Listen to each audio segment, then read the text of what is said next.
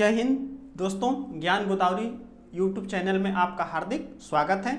और इसके बाद मैंने इसके पहले वाले वीडियो मैंने बताया था कि रुधिर की खोज किसने की थी। रुधिर की खोज लैंड स्टीनर एवं बीनर नामक वैज्ञानिक ने की थी।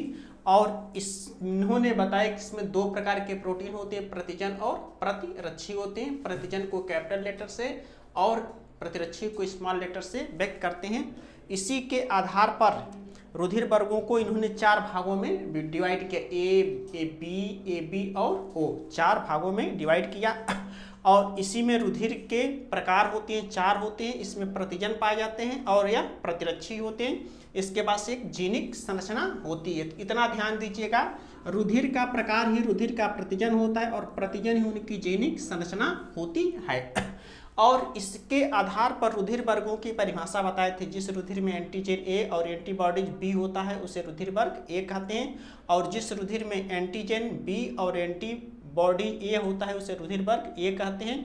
और जिस रुधिर में दोनों एंटीजन्स पाए जाते हैं लेकिन उसके प्लाज्मा में कोई एंटीबॉडीज नहीं पाई जाती है उसे रुधिर वर्ग ए बी कहते हैं। और ओ, जिसमें कोई एंटीजन नहीं पाया जाता है लेकिन दोनों एंटीबॉडीज पाई जाती है तो उसे रुधिर वर्ग ओ कहते हैं। इसमें सर्वदाता और सर्वग्राही का कॉन्सेप्ट कल बता दिए थे।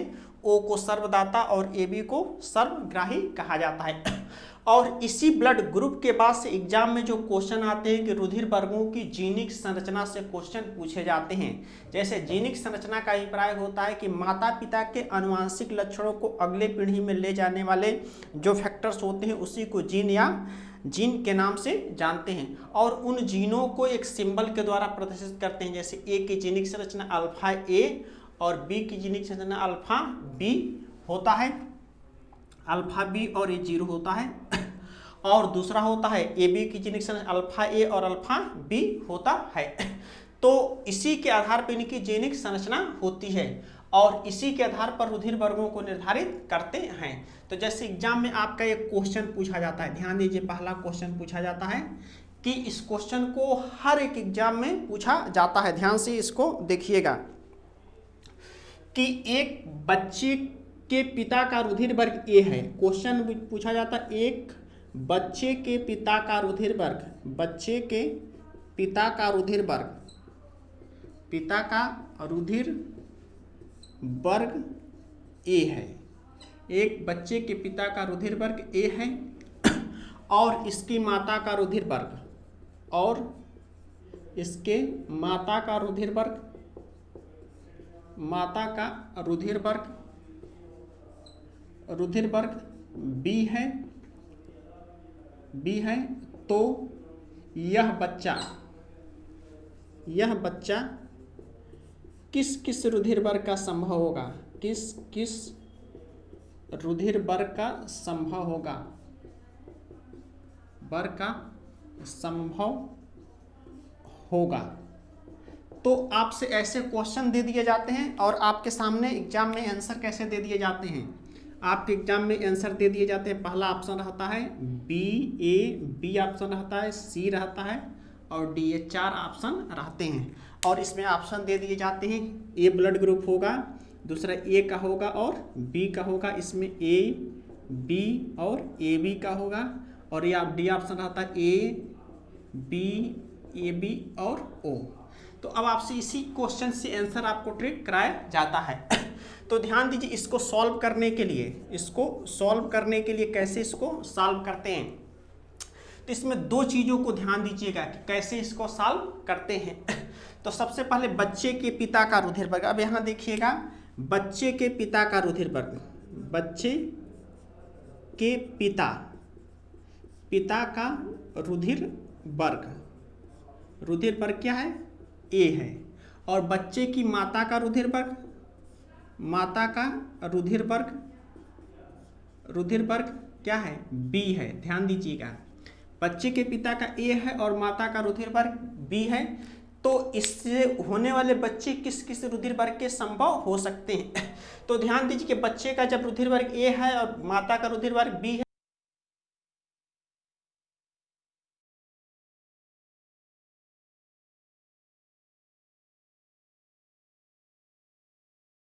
देखिए बच्चे के पिता का रुधिर वर्ग ए है और माता का रुधिर वर्ग बी है, तो इस ए को तुरंत जीनिक संरचना में बदल लेंगे। अल्फा ए और अल्फा जीरो, ध्यान दीजिएगा यह ए है और अल्फा जीरो, और पिता का माता का रुधिर वर्ग बी है, इसकी जीनिक संरचना अल्फा बी और अल्फा जीरो हो जाएगा। तो इसको सॉल्व करने के लिए ध्यान दीजिएगा कैसे इसको सॉल्व करते हैं। ए का गुणा इसमें कर लीजिएगा, ऐसे डायरेक्ट कीजिएगा, ये क्या हो जाएगा अल्फा ए और अल्फा बी हो जाएगा, और इसी का गुणा इसमें आप करेंगे तो ये क्या हो जाएगा, यह अल्फा ए और अल्फा जीरो हो जाएगा। ठीक इसी प्रकार से अब आइए ओ का जब यहाँ पे गुणा करेंगे तो यह इससे गुणा करेंगे, यह अल्फा बी और अल्फा जीरो हो जाएगा। ठीक इसमें यहाँ से गुणा करेंगे तो क्या हो जाएगा अल्फा जीरो और अल्फा जीरो। तो अब ध्यान दीजिएगा कि यह जीनिक संरचना क्या है, यह क्या होगा कि अल्फा ए, और तो ये कौन सा रुधिर वर्ग होगा, ए बी होगा, और ये क्या होगा ए होगा, और यह बी होगा, और यह ओ होगा। अर्थात इस माता और पिता से किस किस रुधिर वर्ग के बच्चे संभव हो सकते हैं। तो ध्यान दीजिएगा ऑप्शन में तो सभी आंसर सही है, लेकिन आपका आंसर क्या होगा, आपका आंसर डी होगा। यह तो एक मूलभूत बेसिक क्वेश्चन होता है, और इसको दोनों को एक बार फिर से देख लीजिए। इसको जीनिक संरचना में परिवर्तित कीजिए, और जीनिक संरचना में परिवर्तित करने के बाद इसको ऐसे गुणा कर दीजिए, और इस प्रकार से ब्लड ग्रुप आ जाता है। लेकिन ध्यान दीजिएगा कि यह थोड़ा सा आपके लिए टफ क्वेश्चन होता है। तो इसके बाद इस चीज़ को, यह फर्स्ट मेथड होता है, यदि यह नहीं समझ में आता है तो इसके लिए एक मैं दूसरा मेथड बताता हूँ। इस चीज़ को मिटा रहा हूँ, स्क्रीनशॉट ले लीजिएगा इसकी, और यहाँ पे देखिएगा, यहाँ पे अब देखिएगा इसको ऐसे दूसरा मेथड है। इसी चीज़ को सॉल्व करने के लिए एक वर्ग या टेबल आयत बनाइए, वर्ग या आयत बनाइए, इसको 4 भागों में डिवाइड कर दीजिए। इसको कितने भागों में डिवाइड कर दीजिएगा, 4 भागों में डिवाइड कर दीजिएगा। और इसके बाद ध्यान दीजिए 4 भागों में जब डिवाइड करेंगे तो इसको रुधिर वर्ग ए हो जाएगा, क्या आ जाएगा, तो इसमें इधर माता का लिख सकते हैं, माता का रुधिर वर्ग, और माता का रुधिर वर्ग क्या है बी है, और पिता का रुधिर वर्ग क्या है, बच्चे के पिता का रुधिर वर्ग क्या है ए है।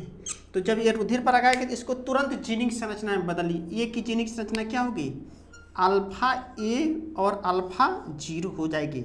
इसको कहाँ से लेते हैं, यहाँ से लेते हैं। और इसी प्रकार से माता की जीनिक संरचना क्या हो जाएगी, अल्फा बी और अल्फा जीरो हो जाएगा, अल्फा बी और अल्फा जीरो हो जाएगा।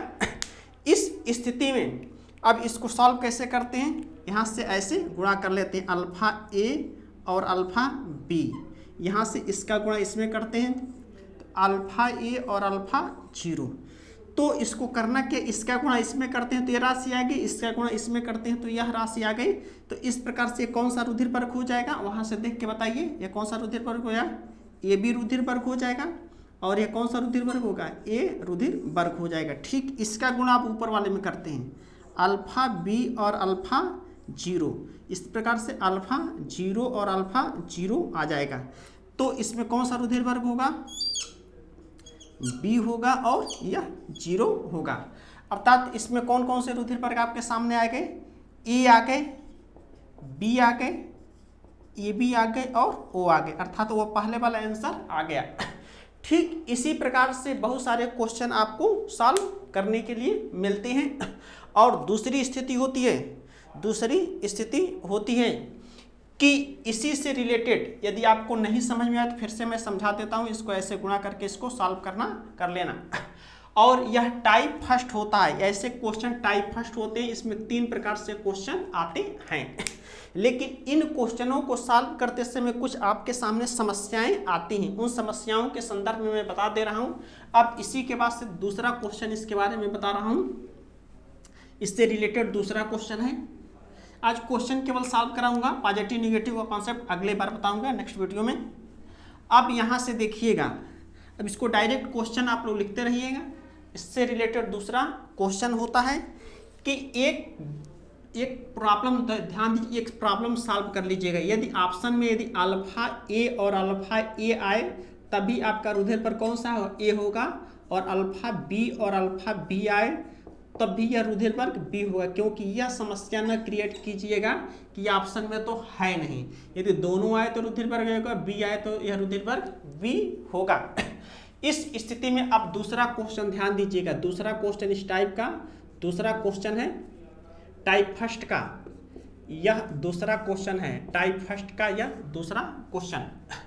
अब यहाँ से ध्यान दीजिएगा, एक बच्चे के माता और पिता दोनों का रुधिर वर्ग, बच्चे के एक माता है, एक पिता है और माता है, तो इन दोनों का रुधिर वर्ग क्या है, ए बी है, दोनों का रुधिर वर्ग ए बी है। तो अब क्वेश्चन आपको कैसे भी नहीं मिलेगा, एक बच्चे के माता और पिता दोनों का रुधिर वर्ग ए बी है, तो इस माता और पिता से उत्पन्न होने वाले बच्चे किस किस रुधिर वर्ग के संभव हो सकते हैं। तो इसमें ध्यान दीजिएगा, यदि तो इसको तुरंत जीनिक संरचना में बदल ली, अल्फा ए बी की जीनिक संरचना क्या होगी, अल्फा ए और अल्फा बी हो जाएगी। इस प्रकार माता की जीनिक संरचना अल्फा ए और अल्फा बी हो जाएगा। इसके बाद इसको पहला वाला मेथड आपके लिए टफ पड़ेगा, लेकिन ये दूसरा वाला बोर्ड वाला मेथड आपको लिए सही रहता है। तो इसके लिए ध्यान दीजिए, एक वर्ग बनाइए या आयत बनाइए, वर्ग बनाइए या आयत बनाइए और इसको 4 भागों में डिवाइड कर लीजिए। कि क्या होगा, 4 भागों में डिवाइड कर लेंगे। तो चाहे इधर माता को लिखिए चाहे या पिता को लिखिएगा। अब यहाँ से देखिएगा, अब यहाँ से माता को इधर लिख सकते हैं, माता का रुधिर वर्ग क्या है, ए बी है, और इधर पिता को लिखेंगे तो पिता का भी रुधिर वर्ग क्या है, ए बी है।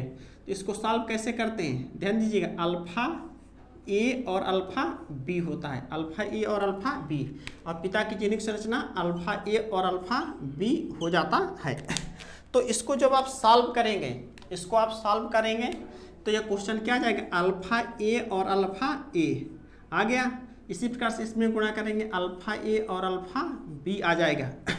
तो ध्यान दीजिए, और इसी के बाद इसका गुणा करेंगे, अल्फा ए और अल्फा बी आ जाएगा। ठीक, अल्फा बी और अल्फा बी आ जाएगा। तो अब ध्यान दीजिए कि अब यहाँ से बताए थे कि प्रॉब्लम समस्याएं आने लगेगी, तो इसको यहाँ से सॉल्व कर लेते हैं। यदि अल्फा अल्फा ए है तो दोनों कौन सा रुधिर वर्ग होगा, ए होगा, और ए है तो ए और बी होगा। यह भी कौन सा होगा, ए और बी होगा, और यह कौन सा रुधिर वर्ग होगा, बी होगा। तो ध्यान दीजिएगा कि इस क्वेश्चन में बताए थे कि एक बच्चे के माता और पिता दोनों का रुधिर वर्ग है, तो इससे बच्चे किस किस रुधिर वर्ग के संभव होंगे। तो आपका आंसर आ जाएगा माता पिता से संभव रुधिर वर्ग। इसमें आंसर जो आपसे पूछा गया है कि माता पिता से, आंसर माता पिता से संभव रुधिर वर्ग, संभव रुधिर वर्ग, संभव रुधिर वर्ग। तो अब यहाँ से देखिए कौन कौन से रुधिर वर्ग संभव हो सकता है, ए हो सकता है, उसके बाद से कौन सा हो सकता है, ए हो सकता है, उसके बाद से बी हो सकता है, और कौन सा हो सकता है, ए बी होता है। इस माता और पिता से संभव रुधिर वर्ग कौन सा हो सकता है, ए हो सकता है, बी हो सकता है, ए बी हो सकता है। लेकिन जब यह क्वेश्चन इस क्वेश्चन में पूछा जाए कि माता और पिता से संभव रुधिर वर्ग कौन कौन से हो सकता है, तो आपका आंसर ए होगा, बी होगा, ए बी होगा। लेकिन एग्जाम का जो पैटर्न बदल रहा है उसमें कुछ चीज़ें निगेटिव रूप में दे दी जाती हैं। जैसे इसी क्वेश्चन को दूसरे फॉर्म में बना दिया जाए कि इस माता और पिता, एक बच्चे के माता और पिता दोनों का रुधिर वर्ग ए बी है, तो इस माता और पिता से किस रुधिर वर्ग के बच्चे संभव नहीं हो सकते हैं। तो उस स्थिति में यह दूसरे पॉइंट्स पर आ जाएगा कि माता पिता से रुधिर कौन सा रुधिर वर्ग संभव, इस माता और पिता से, इस माता व पिता से कौन से रुधिर वर्ग का, कौन सा रुधिर वर्ग का बच्चा संभव नहीं हो सकता है, रुधिर वर्ग का बच्चा संभव नहीं हो सकता है, रुधिर वर्ग का बच्चा संभव नहीं हो सकता है, संभव नहीं हो सकता है। तो कौन सा है, देखिए 3 तो ऑलरेडी है, संभव नहीं होगा, तो आंसर क्या होगा आपका, और रुधिर वर्ग का बच्चा संभव नहीं हो सकता है। तो इसलिए ध्यान दीजिए कि निगेटिव और पॉजिटिव दोनों रूपों में क्वेश्चन आपसे पूछे जाते हैं। इसी के बाद से तीसरा क्वेश्चन है, इसी से रिलेटेड तीसरा क्वेश्चन है, इसको वीडियो शॉर्ट करके आप लोग इसको नोट कर सकते हैं। अब इसी के बाद से तीसरा क्वेश्चन मैं बता दे रहा हूँ कि अब ये थोड़ा सा प्रैक्टिस कर लेंगे तो इसको बहुत आसानी से आप बिना ये सब सॉल्व किए हुए आसानी से इसको सॉल्व कर लेंगे। अब इसी के बाद आता है तीसरा क्वेश्चन, इससे रिलेटेड तीसरा क्वेश्चन आता है क्वेश्चन नंबर 3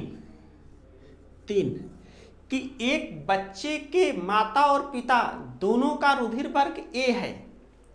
एक बच्चे के माता और पिता दोनों का रुधिर वर्ग 1 है, तो बच्चा है और माता का भी रुधिर वर्ग क्या है, माता का रुधिर वर्ग O है और पिता का भी रुधिर वर्ग क्या है, O है। तो इस स्थिति में इनकी जीनिक संरचना क्या होगी, जीनिक संरचना अल्फा 0 और अल्फा 0 होगी और अल्फा 0 और अल्फा 0 होगी। तो क्वेश्चन पूछा जाएगा कि इस बच्चे से संभव रुधिर वर्ग कौन सा होगा। तो ध्यान दीजिए, इस बच्चे से संभव रुधिर वर्ग क्या होगा, आपका आंसर क्या होगा, O होगा।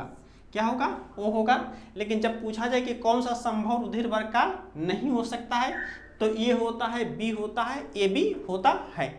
तो यह सारी चीज़ें होती हैं, तो इनको करना कुछ नहीं है, वही सारी चीज़ों के बारे में आपको सॉल्व करना है। तो इसके बाद अब यहाँ से देखिएगा, इसके बाद अब इसको वही बोर्ड बनाते हैं जो पुराना ही मेथड, एक ही मेथड होता है, चाहे ब्लड ग्रुप से रिलेटेड क्वेश्चन आप बनाएंगे। तो इसको 4 भागों में डिवाइड कर लीजिएगा। अब यहाँ से क्या है, माता को लिख सकते हैं, माता को अन्य किताबों में इसको फीमेल्स ऐसे लिखा जाता है, पिता को मेल का सिंबल ऐसे होता है, यह पिता होता है। तो दोनों है माता और पिता, तो इसकी जीनिक संरचना क्या होगी, अल्फा 0 ऊपर लिखें और अल्फा 0 और अल्फा 0, यह पिता की अल्फा 0 और अल्फा 0, इसको सॉल्व कर लेते हैं। तो यह अल्फा 0 और अल्फा 0 आ जाएगा, अल्फा 0 और अल्फा 0 जब इसको गुणा करेंगे दोनों में तो यह क्या होगी, अल्फा 0 और अल्फा 0, ठीक, अल्फा 0 और अल्फा 0। इसको जब सॉल्व करेंगे तो इस स्थिति में ध्यान दीजिए कौन सा रुधिर वर्ग होगा, O रुधिर वर्ग होगा। यह कौन सा होगा, O होगा, और यह भी O होगा, O होगा। तो जब क्वेश्चन आपको दे दिया जाए कि इस माता और पिता से संभव रुधिर वर्ग कौन सा होगा, तो आपका आंसर क्या होगा, O होगा। लेकिन इसी क्वेश्चन को जब आप दूसरे रूपों में पूछा जाए कि इस बच्चे के माता और पिता से कौन सा रुधिर वर्ग संभव नहीं हो सकता है, तो इस स्थिति में आपके क्वेश्चन क्या होंगे, संभव नहीं हो सकते हैं, संभव नहीं हो सकते हैं। तो आपका कौन सा हो जाएगा कि A आएगा, B आएगा और AB आएगा, यह संभव नहीं हो सकते हैं। लेकिन जब आपसे पूछा जाए कि कौन सा रुधिर वर्ग संभव नहीं हो सकता है, तो इस स्थिति में यह क्वेश्चन आपसे ऐसे पूछा जा सकता है। इसी के बाद से यह चौथा क्वेश्चन आपसे बता दे रहे हैं, 2-3 टाइप होते हैं इसके संदर्भ में। कि अब चौथा क्वेश्चन होता है, क्वेश्चन नोट कीजिएगा कि एक बच्चे के माता और पिता दोनों का रुधिर वर्ग यदि सर्वदाता है, बच्चे के माता और पिता दोनों का रुधिर वर्ग सर्वदाता है, तो वह बच्चा कौन कौन से रुधिर वर्ग का संभव हो सकता है। तो अब यहां से देखिएगा कि क्वेश्चन अब नोट कीजिएगा, चौथा क्वेश्चन,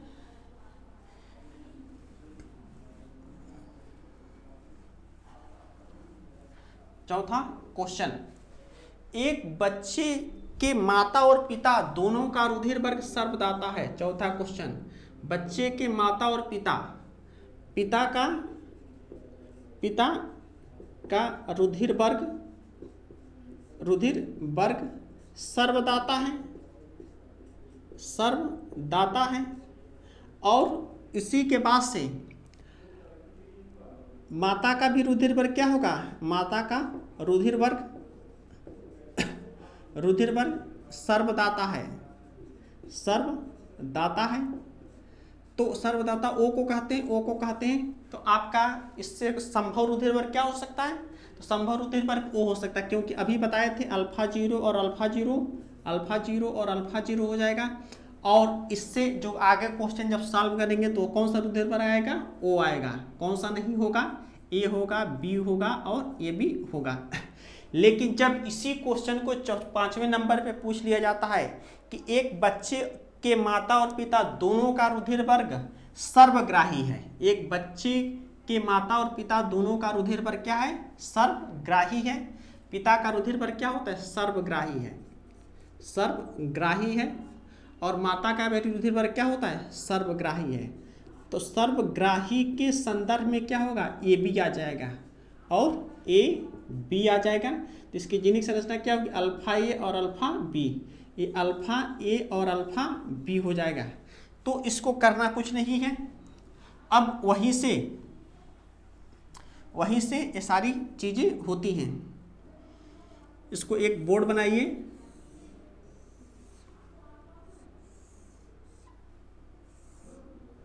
बोर्ड बनाइए और इसके संदर्भ में जो होता है कि यहाँ पे माता का रखिएगा और माता का रुधिर क्या है, माता का रुधिर वर्ग है ए बी है, दोनों सेम है ए बी है। तो जेनिक संरचना अल्फा ए और अल्फा बी हो जाएगा। और इसी प्रकार से पिता का भाई रुधिर वर्ग क्या है, ए बी है। तो इसके जेनिक संरचना क्या होगी, अल्फा ए और अल्फा बी हो जाएगा। इस स्थिति में इन दोनों को जब सॉल्व करते हैं तो अल्फा ए और अल्फा ए और क्या होगी, अल्फा ए और अल्फा बी आ गया। फिर ये क्या हो जाएगा, अल्फा ए और अल्फा बी।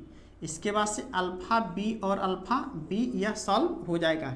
इस स्थिति में कौन सा रुधिर वर्ग हो जाएगा, इस स्थिति में यह ए रुधिर वर्ग हो जाएगा। कौन सा होगा, बी, ए बी रुधिर वर्ग हो जाएगा। और ये क्या हो जाएगा, ए और बी हो जाएगा। और ये क्या होगा, बी रुधिर वर्ग होगा।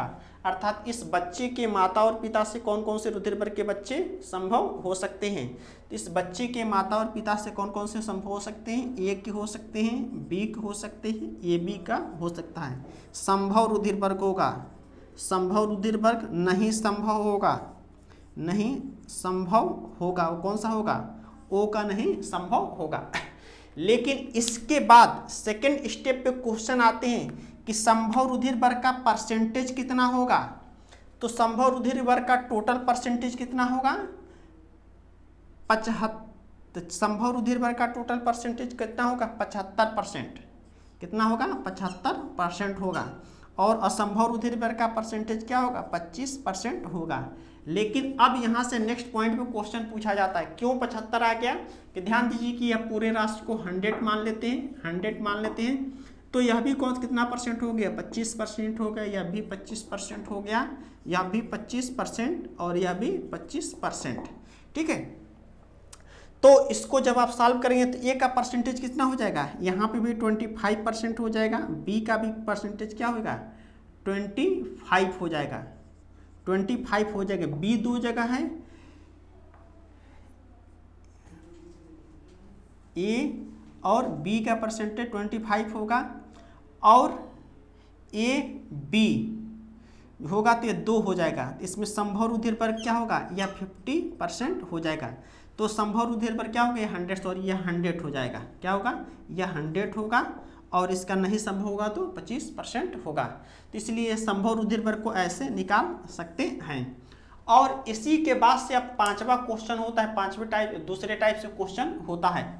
ध्यान दीजिएगा, दूसरे टाइप से क्वेश्चन होता है कि अब यहां से अभी तक हमने माता और पिता का रुधिर वर्ग ज्ञात था। अब यहां से देखिए, माता पिता में से किसी एक का रुधिर ज्ञात होगा, या तो बच्चे का होगा या तो पिता का होगा। माता का पूछा जाएगा या माता ज्ञात होगा, बच्चे का ज्ञात होगा, पिता का पूछा जाएगा।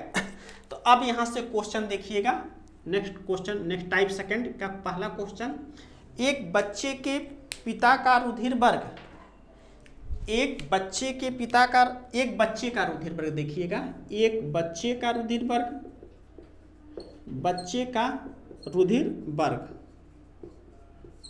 वर्ग ए है और बच्चे के माता का रुधिर वर्ग बी है।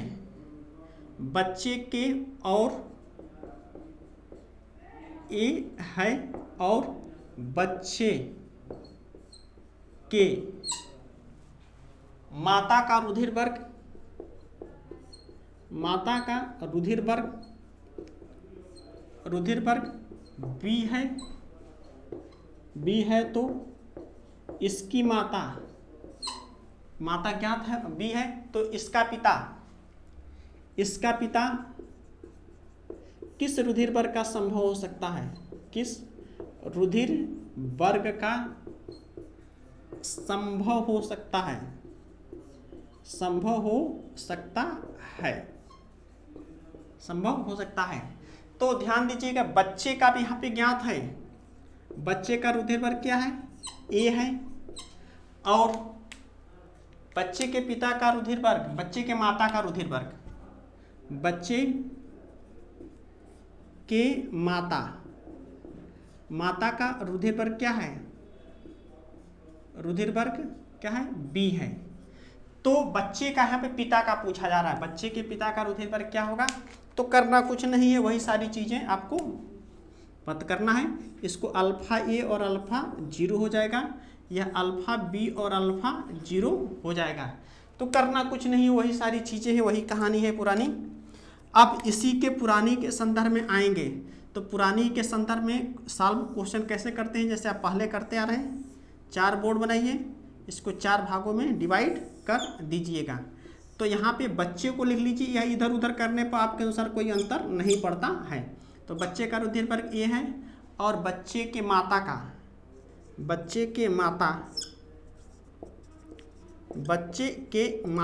का रुधिर वर्ग क्या है, बी है। तो इसको जीनिक संरचना में कन्वर्ट कीजिए तुरंत। अल्फ़ा ए और अल्फ़ा 0 हो जाएगी, अल्फ़ा बी और अल्फ़ा 0 हो जाएगा। तो इस स्थिति में ध्यान दीजिएगा, इसकी जीनिक संरचना क्या हो जाएगी, अल्फ़ा ए और अल्फ़ा बी, ये क्या हो जाएगी, अल्फ़ा ए और अल्फ़ा 0 हो जाएगा, ये बी हो जाएगा। इस स्थिति में अल्फ़ा ए और अल्फ़ा 0 ठीक हो जाएगा, और यह अल्फ़ा 0 और अल्फ़ा 0। इस स्थिति में ऐसे क्वेश्चन आते हैं। तो क्वेश्चन क्या हो जाएगा, कौन सा रुधिर वर्ग होगा, ए और बी हो जाएगा, और क्या होगा, कौन सा रुधिर, बी होगा, और ये क्या होगा, ए होगा, और क्या होगा, 0 होगा। तो इस स्थिति में रुधिर वर्ग क्या होगा, इस बच्चे का पिता किस किस रुधिर वर्ग का संभव हो सकता है, पिता का संभव रुधिर वर्ग क्या हो जाएगा, पिता का संभव रुधिर वर्ग क्या हो जाएगा, ये पिता ए का हो सकता है, बी का हो सकता है, ए बी का हो सकता है, और ओ का हो सकता है। तो इस प्रकार से सारे क्वेश्चन को निकाला जाता है। अब ध्यान दीजिए कि इसी के बाद रुधिर का पॉजिटिव और निगेटिव का कॉन्सेप्ट आता है। रुधिर वर्ग में पॉजिटिव और निगेटिव का कॉन्सेप्ट आता है, उसको हम बताएंगे आरएच फैक्टर के संदर्भ में। उसको हम आगे नेक्स्ट वीडियो में बताएंगे कि आरएच फैक्टर होता क्या है। तो इसको संक्षेप में यहाँ पे संक्षेप में बताते रहे, कल नेक्स्ट वीडियो में इसको मैं बताऊंगा कि आरएच कारक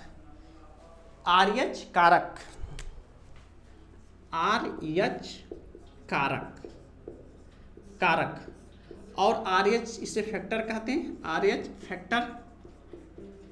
फैक्टर। और आरएच फैक्टर की खोज 1940 में लैंड स्टीनर एवं बीनर नामक वैज्ञानिक ने किया था। इस फैक्टर की खोज रिसस बंदर में किया गया था, इसी कारण इसका नाम आरएच फैक्टर दे दिया गया है। और यह जो आरएच फैक्टर होता है जिन व्यक्तियों में पाया जाता है उसे आरएच पॉजिटिव कहते हैं। आरएच फैक्टर जिन व्यक्तियों में पाया जाता है, आरएच फैक्टर जिन व्यक्तियों में पाया जाता है उसे आरएच पॉजिटिव कहते हैं। और आरएच फैक्टर जिन व्यक्तियों में नहीं पाया जाता है, फैक्टर नहीं पाया जाता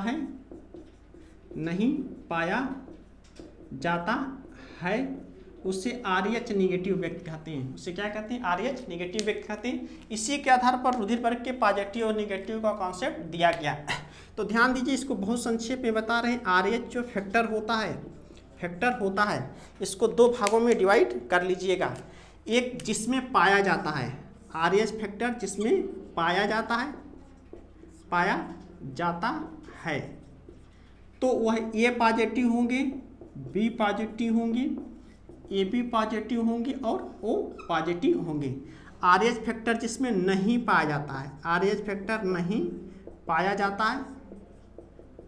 जाता है वह क्या होंगे, A negative, B negative, A B negative होंगे और ओ निगेटिव रुधिर वर्ग होगा। तो ध्यान दीजिए, इसमें क्या होता है, सार्वग्राही का नाम बताए थे, ये सार्वत्रिक ग्राही होता है, और यह सार्वत्रिक दाता होता है। तो इसकी वंशागत कैसे होती है नेक्स्ट वीडियो में बताएंगे, लेकिन इस फैक्टर में विशेष ध्यान दीजिएगा। कि पॉजिटिव के संदर्भ में यदि पॉजिटिव निगेटिव की बात आए तो वहाँ सर्वग्राही नहीं होता है, इसमें कोई भी सर्वग्राही नहीं होता है। लेकिन यदि सर्वदाता की बात की जाए तो ओ नेगेटिव क्या होता है, सार्वत्रिक दाता होता है, सार्वत्रिक दाता होता है, यूनिवर्सल डोनर होता है। तो इसको आगे हम नेक्स्ट वीडियो में बताएंगे। Thank you.